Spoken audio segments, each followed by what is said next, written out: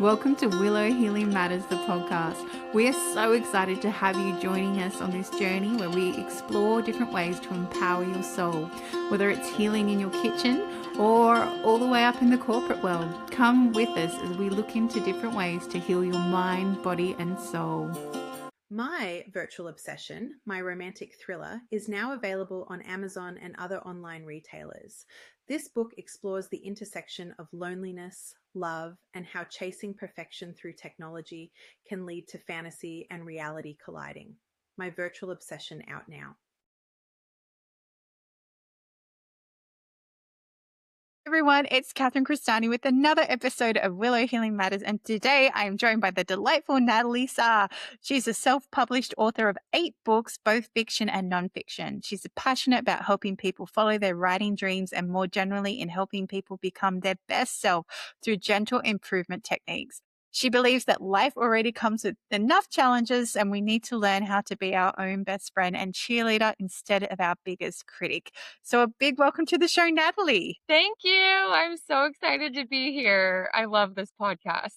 Thank you. But I want to congratulate you. 8 books self-published. It's no mean feat. From someone, I've done 2 books, but I fully understand that each book is a completely different process, right? Yes, it is. And I've got like a couple different genres and stuff like that. I just am a storyteller at heart. I can't help it. And so I just like to tell stories. So I started telling thrillers and then I moved to cozy mystery series, but I have 2 nonfiction ones, and one of them is called Becoming 1% Better, 100 Simple Tips to Get a Little Better Every Day. I don't know. It started as a Substack and I was like, you know what? I guess I'll just turn it into a book. And so I just wrote more chapters and turned it into something that I hope helps people. You know what's so funny about that? I just scheduled an article to talk about doing one small thing to step towards your dreams, and it's going to go out on Substack. I love it. I think it's such a powerful message. Like I don't know, I very much am an overachiever. And so for me, I have tried like all of the ways of self-development, like kind of just as like personal challenges. I talk about this story where I in some of one of the chapters where I was like trying to find balance in my life and I like tried to bucket things like family, friends, projects, work, health, wellness. And it was like the buckets were never balanced and I just felt like I was failing at everything. And then it was about that time when I was like, what if I just do 1%? Like I can do 1% every day. And so that's kind of how I started. And then I learned it's like a real concept that people talk about. But I'm glad that you wrote about it because that's some of the feedback I've gotten from the book and the Substack is that it's just so much easier to think of things in smaller increments. Yeah, and it's that whole thing that we overestimate what we can do in a day and underestimate what we can do in a year. And I know as someone that used to run businesses and have to multitask all of my life, like every moment because I had so much to do, learning how to stop doing that and step out of that hustle, push, push, push, and actually give yourself the grace. Like, do I really need to clean the whole house today? No, I don't. How about I just do the sinks because they're annoying me the most, you know? Like, and then tomorrow I'll do a bit more, and tomorrow I'll do a bit more. And then I have a child counteracting every moment anyway. But, you know, it's Exactly it. And like we don't know how to say no. And we don't know, like we think that if we say no or that if we take the time to rest, that those are negatives, like that we've taken away from like proactively working on our lives. But like truly, and the science continues to back it up more and more, but like rest is so important and you will never be your best self if you're not resting enough. But yeah, you're 100% right. Like, how many times are we like, oh, but I really wanted to clean all this stuff today, like just so that I feel better about it. Just take the win. Just do the one, do the sinks, do the one thing, and move on. 100%. And I feel too, you bring up such an important thing too, where we just, you know, think we make ourselves feel guilty because we haven't met these standards that we set for ourselves. And I feel that that's that component, right? Where that inner critic just kind of comes in and it's like, ah, you know, you should have done that and you should have done that. It's like, well, actually, I did do all of this today instead. And that made me feel much better. Or I really needed that nap, and sometimes when I listen and rest and have those naps, money always comes in. It's so weird. Like it would be like, well, I had a client book in while I was resting and this payment just appeared in my account. Thank you You made the very much. space for it and it happened. Exactly. Exactly. I feel to ask, Natalie, through this writing process, what inspired you to start writing? Did you just always know you wanted to be a writer, or it just kind of birthed as an Yeah, idea? so that I've always been a writer, I've always been a storyteller. Like before I could write, I would put on puppet shows and like have my family watch me make up stories with little sock puppets that my mom made. And so I've always liked telling stories, or like when me and my siblings and our friends would play, like you play whatever type of game that you're playing, but sometimes we would like put on little shows and I would always be like, I'm going to be the narrator. Like I don't want to be any characters. I just want to be the narrator. And so I've just always loved it. And then around like 2011, 2012, that's when like KDP and Create Space were becoming more accessible to people. They were still like pretty cumbersome, but you could do it. And it was when self-publishing started, like, I won't say like taking off, but just people were becoming more aware of it as an option. And so I just thought to myself, like, I'm just going to write a book. I have a billion tiny stories, and I have already made peace with the fact that I will like run out of time in my life. Like I will die with stories still in my head that I didn't have time to write. I was like, I got to just get going. And so I did. And it's just been so rewarding. And I keep meaning to say this too. I don't want to get too far away from it. I love what you said about how we don't think about how much progress we actually make in a year. Like we're so focused on today. That's something I love to tell people who are wanting to write a book. Like a standard book, let's call it 60,000 words. That's kind of the length we're all used to. If you just write 200 words a day, which you can write in a notes app, you can write while you're waiting for your kids in line for pickup. You could write it. It takes 5 to 10 minutes to write 200 words, and you'll have a book in a year. You'll have a 60,000 word book in a year if you just do that. Like I feel like we're all waiting for something for 5, or like you're waiting for your tea or whatever. Yeah, I think that's so important that people like are reinforced that little things add up. I wrote my novel writing 15 minutes a day. And There you some go. yeah, that's how I did it. It ended up being 90,000 words. And by the time I harshly edited it and got rid of the fluff, it ended up being about 60, exactly like you said. Process feel for you. It became such a good habit that if I went to bed and hadn't done my 15 minutes, I would wake up and go do my 15 minutes. Or if I knew I was really busy, I actually put voice to text on in my car whilst I was driving and would just say the story, because I was on boring freeway. I just put cruise control on and just, the things I used to do while I was driving to work, as funny as. But anyway, and I would do it that way. Or if I wasn't feeling creative, and I feel like this is sometimes where writers sometimes beat themselves up, right? If I wasn't feeling creative or feeling the words flowing through me, I would just use that to go back and edit and make sure things were like aligning it and moving together. So I love that you brought up 200 words. And it's not a lot. It's the same, right? I call it a self-commitment practice, because you're actually I like honoring that. something you want to do for yourself every day. I like that. That's a great phrase. I'm going to start using that in my own life, because I mean, that is what it is, right? Like, that's something that I've been working on in my personal life a lot lately is like, if I want certain changes to happen in my life, they don't happen unless I commit to them. And I have to commit to them for myself. I can't commit to them for other reasons. And so I like that phrase a lot. Yeah. I actually wrote an article about it and I said, stuff self-love, we need to self-commit, because Yeah. because self-love is a moment, right? Like it's a moment Mhm. of showing yourself love, whereas committing to yourself is actually saying, I'm worth it. I'm going to say yes to me and create that space for me and allow that to flow through, and I'm very big on picking a theme for each month. So last month, my theme was, I'm going to promote the crap out of my book. I'm going to show up on Instagram every day and I'm going to go on all these podcasts. And I did, and then it got to the end of the month and I'm like, all right, I'm going to take a couple of days. I just need to reset because that was full on. And then this month I am focusing on clients. So I did, and I've got all these new clients. So it's just interesting how because it's that whole universal law, right? Where your attention goes, the energy flows. So you don't have to try and focus on everything. And it's funny because when you choose something to focus on, things just work themselves out in the background. Like you said with that buckets, right? You were trying to put everyone in buckets. But when you just choose to focus on one thing and doing 1% better, then all of a sudden everything else improved as well. And you're like, but I didn't do anything with that, because it's just that shift's happened in you. I love that. I love that so much. I think it's there's like a concept that I'm also working on. I mean, I've worked on it for a long time. It goes along with the commitment, but like I always think about I live on the West Coast in the United States, and so we obviously have one of the later time zones. And so when I've had jobs where I worked with people on the East Coast, sometimes you'll have like meetings at 5 a.m., 6 a.m. my time.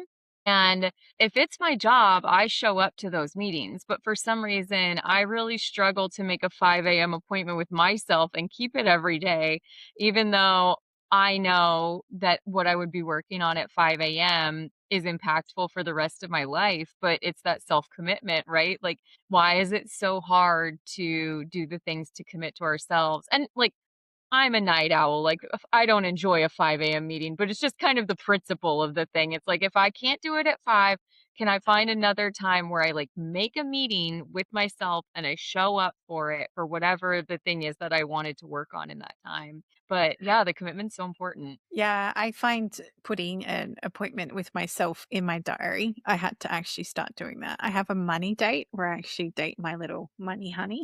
And I go, all right, let's have a conversation here. And I had another guest on the show many, many episodes ago, and she said she puts in her diary receiving miracles. So she'll block out 2 hours of the day where she just allows herself to receive whatever's meant to flow into her life. And she doesn't put Love appointments or that. anything there. Yeah. And I was like, it's so true, because we're so busy on pushing, pushing, pushing. And like, I tried the 5 a.m. thing. I did it for ages. Like I did the whole 5 a.m. club and getting up at 5 a.m.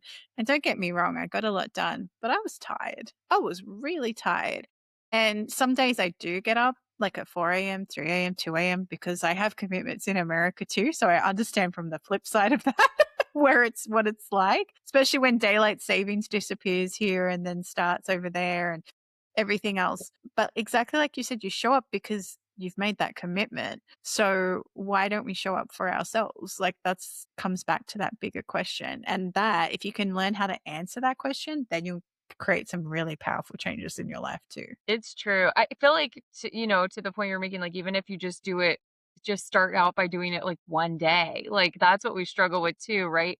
With like addicts, they do one day at a time. So I feel like that obviously, if that's what you have to do for like the hardest things in your life, then slightly easier things, just adopt it as well. And it'll just make it gentler. Like the more that we do things that feel hard, like there's a difference between something feeling hard because it's a challenge and feeling hard because it's wrong. And you know in your gut, like this is wrong for me. And then we just create all kinds of resistance in our lives. And that doesn't help anybody. That doesn't help us. It doesn't help the people around us. It's just not like you'll know when it's resistance for a good reason, or like, like strength training is resistance training. I always give that example, and that's good for you. But you'll know if you train too hard. Like you'll know if you're lifting too much weight, and that's not good for you anymore. No, I like to use the example of, do you like that activity and do that activity when you're not exhausted? So for example, right? I'll bring up the sink again. My husband has this habit, and he knows he has this habit, but he'll always leave one thing in the sink. We don't know why he does it. He just does it. Don't know why. He just does. And he's done it for as long as I know him. And I'm like, what is that about? Anyway, that's not my journey. If I'm not tired, I just have a laugh about it, and then I'll finish it and put it in the dishwasher or wash it up or whatever and go, oh my goodness, typical him. But if I'm exhausted and tired, then I'm like, oh, why do I have to do this? And I don't want to do this. And, why is this so hard? And then you catch yourself and you're like, oh no, it's just because I'm really tired. And I'm just going to put that in the dishwasher and I'm going to walk and go to bed, but at the same time, knowing your own emotional state can be really powerful too, right? Yeah, it is. And like knowing what you need for yourself versus like what I don't know, maybe like external forces tell you that you need, like how I was talking about it earlier. Obviously, it's a theme in my life, so I think about it often, but like I need to rest. Like my brain is a very busy place all the time. And I meditate, like I do all the things to calm it down. I do yoga nidra, I do all of that. And it all helps. Those are things where I have to stop and do them. And so I have to like let myself have that permission to do it because otherwise I'm not the best version of myself at all. I'm not helpful to me or anybody else in the ways I could be if I would just be like, you know what? I'm just going to do this and move on. Yeah. And so often, too, when we try and push in those moments as well, right, is where we get that resistance. I know for me, like if I try and push myself to write and I'm not in the mindset, I'm going to get nothing done in 20 Yeah. minutes. Whereas today, because I was inspired, in 20 minutes, I think I wrote 2 articles. And I'm like, wow, that was amazing. Thank you. I All I love had to do that. was That's the go best for a walk. feeling. Yeah, Yeah. exactly. But it's like, take advantage of these things too. Like if you have a Substack, you can use the schedule button. So you Yeah. can do lots of writing. You don't have to release it all in one go. You just know it's there and it's done out of your head, Yeah. or however that looks. But the question that keeps popping in my head, Natalie, is so for those who are, I'm happy to weigh in on this too, but for those who are curious about the self-publishing journey, what are some things to go in knowing rather than discovering them later? So for example, for me, I learned the importance of not clicking that button for extra distribution on Amazon because then it takes away your rights to put it on your website and everything else. So please feel free if there's any other tips. That's a great one. Started a website called theindieauthors.com to like try and help aggregate resources. It has been slow going because I've been publishing like 2 to 3 books a year since I started it. And so I just don't have a lot of bandwidth to get everything done. But I started it to answer this question and to help writers. And so literally just today I finished like mapping out my publishing schedule for the rest of the year. More things are coming. By the time this airs, more things will come. So more things will be on there. Anyways, I think the thing that for me, kind of similar to yours, that is so important for people to know is it's the money stuff, right? Like people don't want to self-publish because they feel like it's too expensive. I don't have the money to do it. And it can be expensive. Like I do know people who have spent like tens of thousands of dollars on stuff. Like there's different packages you could get from places. And I think if you have no experience writing at all, you just have like a story in your heart and you want to get it out there and you need some help, those are great options. I do have friends that have done that route and they are so happy that they went that route. I think for a lot of people though, if you're just like a storyteller and you're like, I really want to write this story, I have no money, I don't know what to do. There's so many, I've written about this before. I'll keep writing about it because I think, the more opportunity for people who are searching for this information to find it, the better. But I published my first book with $0, and it's totally possible to do that. And I like when I check on Amazon to see like how many reads I have and things like that, the things that I get the most reads on, I'm not running ads on. Like I'm not I mean, I'm talking making like $10 a month here. We're not breaking any records. But it's still like I'm not doing anything. You get them out there and then the right people find them at the right time. But point being, you don't have to have an ad budget. You don't have to have any of that stuff. You can just publish it because we're humans and we're put here to create things. And it's like, this is a dramatic way of saying it, but it's like a crime against yourself to not do it if you feel like you're led to. 100%. And I think it's really interesting because it's amazing how many people think it's really hard. But actually Kindle, I have to say KDP, and please note anyone listening, we are not affiliates of Amazon. We're not here No, shooting no. their thing, right? But having used Ingram Sparks and used Amazon, Ingram is so much harder. It's just Literally stopped publishing books through Ingram because back in the day it was awful. Like when I did my it's first book, it was awful. And then the most recent series I did, I changed the cover size, and for some reason it like won't accept one of the spines on one of the books from the series. And I'm like, I'm looking at the book right now. It's literally fine. Why won't you publish it? Yeah, and this can be like what puts people off, right? Whereas Amazon, they have done their due diligence because they know this is a market that they have. And you can download Kindle Creator and it will just automatically put your book into an ebook format. You can, and I've even used that to format it for publishing because you can, and then, you can also, they've got like a template you can download that you can put into Canva to help you put your book together. You don't even have to have the paid version of Canva. Again, this is all you can do for free. Then we've got AI coming online where AI can help you resize your images to fit if it doesn't fit properly. You can, there's lots and lots more tools than when Natalie started and it was all kind of, creaking out and going, yeah, here's this clunky little bit of thing that you can use. Yeah. Then it was like two whole different platforms. They had their like Kindle KDP platform and CreateSpace. So you had to do it two different ways. And then also Ingram. And it was just a lot. There's other great platforms too that can help you with like ebook distribution. I think I'd be interested to hear how your thoughts are on this too.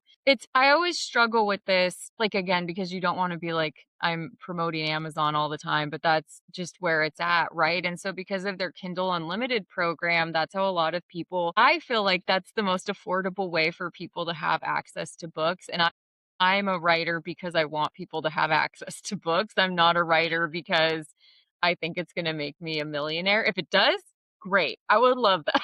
But that's not why I'm doing it. And but if you put it on Kindle Unlimited, you can't put the ebook anywhere else. Like you said, you can sell it through your site. I believe you might still be able to do that, but you can't You sell it can't anywhere put it else. on Apple Books or Google Books I got in Nothing. trouble for that because I didn't Me know too. that. And I was like, because putting your book on Apple. So my first book that I published, it was my spiritual ethics book. And I did that all myself. I was like, I can do this. And I did it through Amazon. And this is where I learned about the button because then I was like, actually, I want it on Ingram as well because then I can distribute it to some more places and people can order it a bit easier and Anyway, so then I learned a lot because I was like, oh, I'm not meant to hit that button. But then I also was manually uploading my book to like Apple, and Apple's ebook publishing platform. It is like something the equivalent to what I remember using in high school. Like that is how old it is and how clunky it is. And I was like, what is this? Why is this so bad? And it was so hard. So when it came around to doing my novel, I actually got like a small publishing company and paid them to do the global distribution because I didn't want to deal with Ingram. I didn't want to deal with all these ebook platforms. But I'm like, I can do Amazon. So I had it on Amazon going while they were still sorting their stuff in the background, but it was funny. There's a Yeah. really good company too, if you want to check it out in the future for future books. It's called Draft 2 Digital. It's the number Mm, 2. I yeah. found them. Have you heard of them before? They've started to come into my field, so maybe that's where my next book's gonna go. Yeah. So, because I like everything you said about uploading on Apple and like I felt it in my soul because I just remember thinking this is going to be my whole Saturday today, just uploading and resizing and redoing things for all like like a small amount of pixel changes for all these different companies. Then I found Draft to Digital and they do the global distribution for you. You just upload it once and they like let you know where it's at, like in the various processing. And then they just take a cut afterwards, which, as you probably know, that's one of the benefits of self-publishing is if you're not self-published, you're going to make if you're traditionally published, you're going to make a fraction of what you can make being self-published. Like on Amazon, you can get 70% of the royalties, which kind of leaves it to where, like, if you do want to do something with a different company also, it's not that big of a deal. And you still make like 40%. So, which Yeah, so much more than exactly. traditional. Exactly. And when we're talking these percentages, everybody, I'm just gonna let you know it's like a couple of dollars a book. Okay. I'm just Right. putting that in perspective, right? It's not like, oh, you make 70%. That's like, if it's a $20 book, or $30, I can't even do the math on that. But if it's like a $20 book, you're making, I don't know, it's really bad math, $15. Like, no, because you got to take out the printing cost. You got to take out all those things. But the point is, you don't have to have. I'm like, I have books at my house because I sell them to people if I go to like a talk or something like that. But Mhm.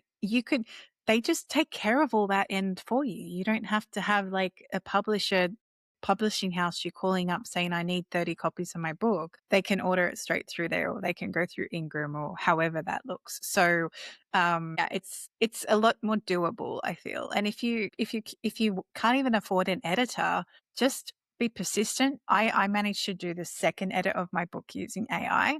It was very nitty gritty. Like I could only do about 2 chapters a day because I had to do so much pushback and go, nope, don't cut that out, put that back in, stop writing in 1-word sentences. That is not a sentence. Sometimes it's okay for emphasis, but that is not a sentence in this case. Like, where did that character go? You just got rid of it. But yeah, but it was worth it. Program Yeah. Grammarly's really been helpful to me too. Cause, this is like one of the hardest things is that editors are essential. Like they're very important to the publishing process. They're also the most expensive part of the publishing process. Yes, they are. They're worth every penny if you have the pennies. But I'm so passionate about people getting their stories out there, like, especially right now, the way the world is, I feel like there's a lot of a lack of empathy. And they've done studies, and people who read more nonfiction or don't read at all, they have less empathy than people who read fiction. Because if you read fiction, you come into contact with people that you probably never come into contact with in the real world. And your brain doesn't understand that those characters aren't real people. That's why it feels so painful when you finish reading a book. You're like, oh, I'm never going to see like my friends from summer camp again. I hate those. Yeah. And I hate the books that don't finish up. So like even my book, I put like a 10 years later thing because Love it. I'm like, Thank you. Right? But then even the bonus chapters have like that 5 years later from other characters' perspectives as well, because it's like you just want to know and keep going. And if it's not a series, so I love the authors that then interweave those characters into the next book, but it's not primarily about them, but they pop up and you're like, oh yeah, I remember that one.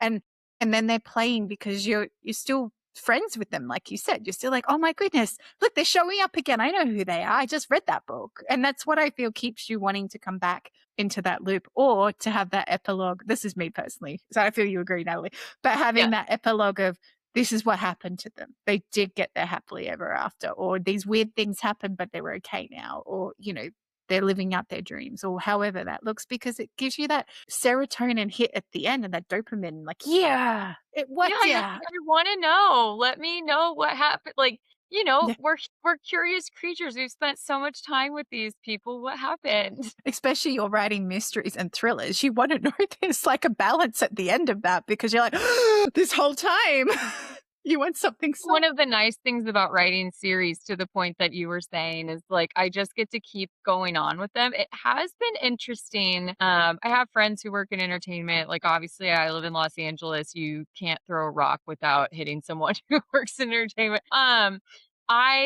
It's interesting because I now think of the series, the books in it, the same way that you think of writing a season of TV, right? Like you need to have your character arcs. You pick, do you want it to be a 6-book series, a 9-book series? And you could keep going after that, but like it's got to be like a new chapter in their life. Like we got to close some loops. We got to do all that stuff. So it's been so interesting doing that with the series after starting with three thrillers. I had to count for a second how many there were. Where to your point, it's just like you just have the characters for a little, and then like I'm done with them too after that. Like it's sad for me also. Yeah, and especially when and even what you said about character arcs and story arcs.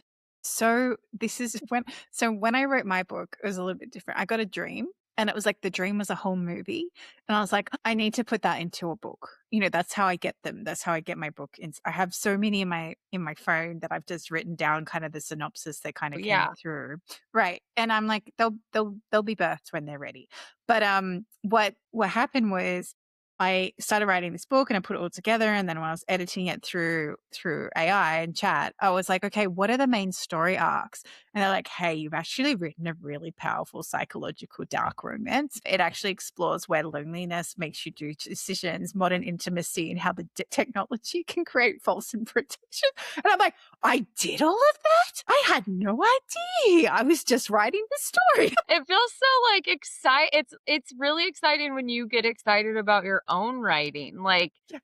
it just, I don't really know anything I can compare it to. You're just like so proud of yourself. Like I don't know if you feel this way, but I always joke that every book release day is both the best and worst day of my life. Like And it's almost a little bit anticlimactic. Like, it's like, oh, you finished your book. like, What are you going to do now? Sale. yeah, exactly that. It was really funny because KDP wasn't working. I think it was last month or the month before. I don't know. It was being really glitchy. Everyone was complaining about it on Threads. If anyone's curious about the indie author, and when I had to learn what indie author meant, so I feel to quickly segue there. So indie author just means you have self-published or used a very small publishing house to get your works out into the world. So I was like, oh my goodness, I'm an indie author. I had no idea.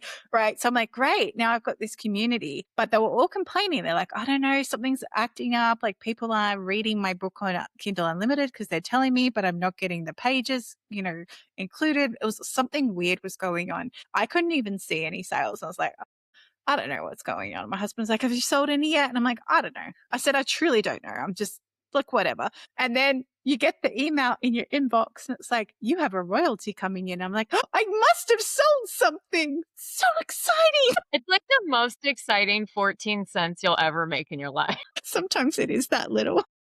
We're not joking. But you know what? This is the point, right, Natalie? It's you're writing because you have a story to tell, you're passionate about it, and you want to share that some way. But then you can also help other people do the same, which is where I feel you've put this nice little bridge in. But you can also become an inspiration to other people because everyone has a book in them. There's a story that they want to tell. It just depends how it wants to come out. Yep, totally. That is almost verbatim what I always say, that everyone has a story. And we could all really learn a lot from each other. It's just, it, it takes a bit of bravery to write a book and then put it out there. And then, gosh, I can't even imagine. I want to publish a poetry anthology at some point, but it's like, I don't think I have the guts for it. Maybe at some point I will, but I'm not there yet. It's just one of the most rewarding and scary experiences. So rewarding and then it's out there forever. And I mean, that's part of why it's scary, but it's also like you've contributed to like literature. You've contributed to what people can read, what they can learn. You created whole people and whole worlds, and they exist now because you put them out there. And it's just like a very, very fulfilling, like surreal thing that's like hard to wrap your mind around, you know? But you did it. And then you're like, yeah, look, I did it. And it doesn't matter if your family reads your book. It doesn't matter if it becomes a bestseller, which is a whole other podcast about what bestseller really means. I've just like, it's very interesting. A lot of connections to make that one happen. But even it was funny, I watched a pod. But anyway, put yourself in spaces where you can learn about these things or reach out to people like Natalie or someone who you know who's been through it, because this can be like a beautiful learning thing. I had a client last week and she goes, I just want to tap your brain about the self-publishing process. I said, yeah, I'll show you everything. Let's go.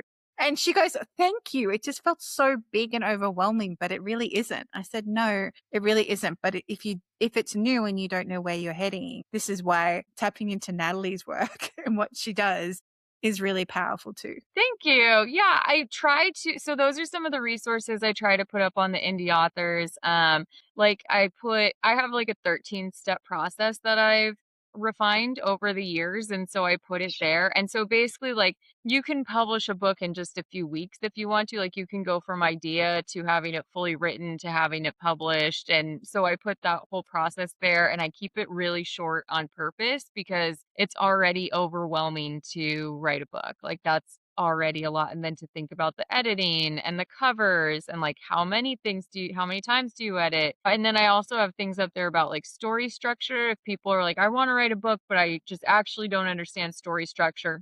I don't want to go to school. I don't want to take a class. There's some very tried and true story structures that are on there. I think I have workbooks for like breaking writer's block. I know that like it sounds like maybe me and you have the similar problem of that not being our problem because our dreams keep us busy enough with material. Yeah. It's like, hang on a minute. Hang on, brain. I just need a minute to write this down. Thank you. Exactly.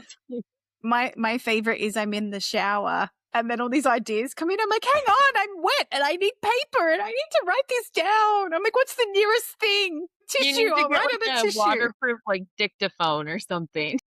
Said, as we start to finish our time together, Natalie, I asked the guests that come on the show, if you could heal or change something in the world, what would it be? Yeah, I love that.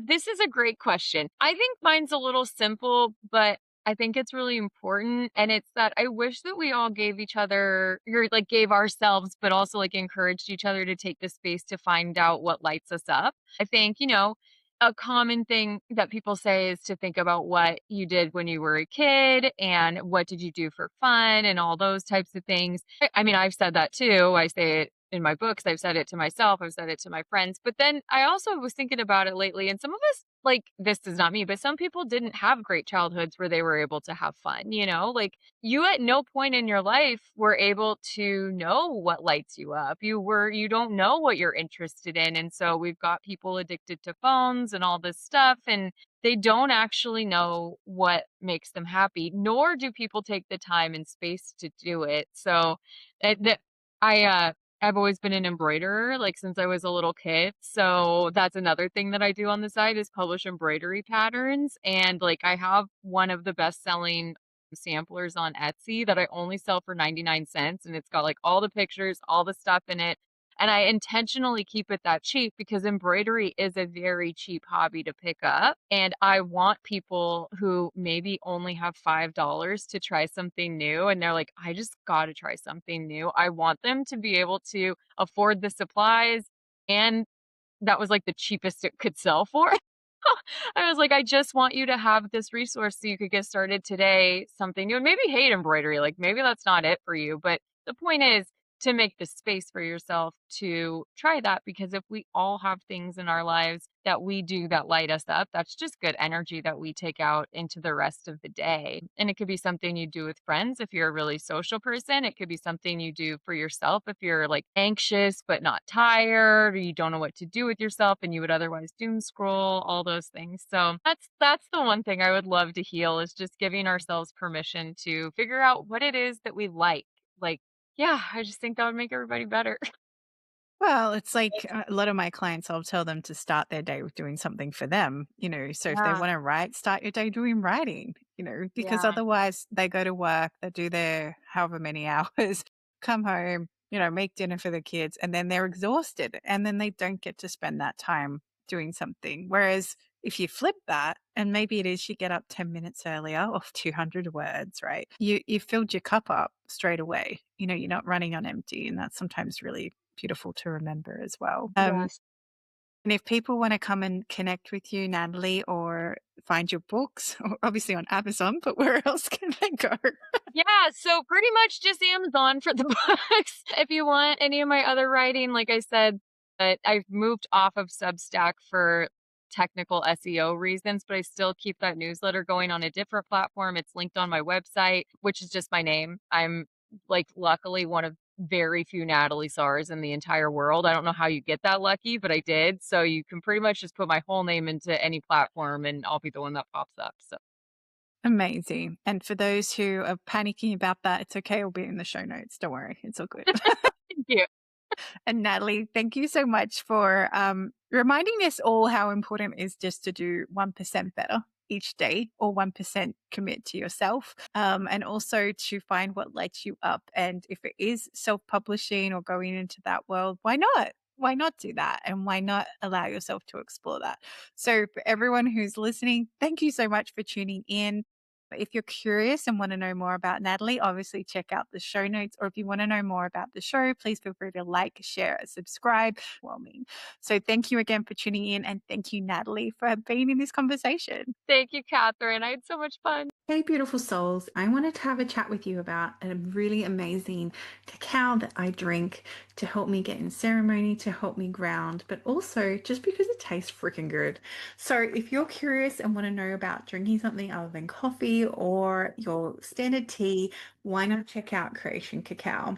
I love this with a bit of honey and cinnamon sprinkled in, and just letting it brew and having that whole intention as you create this cup. So if you're curious, if I want to know more, check out the link in the show notes and enjoy your cup of cacao. Thank you for listening to Willow Healing Matters, the podcast. We have so much love and gratitude that you have taken the time out of your day to empower you on your healing journey. The views shared by the person being interviewed might not necessarily reflect that of the host and should be used at your own discernment. Trust what resonates for you and follow your heart and soul guidance. If you have any underlying medical conditions or mental health issues, please consult with your healthcare provider before pursuing any of the recommendations. Likewise, you can always contact the person being interviewed to find out more information. This can be found in the show notes. Remember to activate, align, heal, empower, and find love in everything that you do.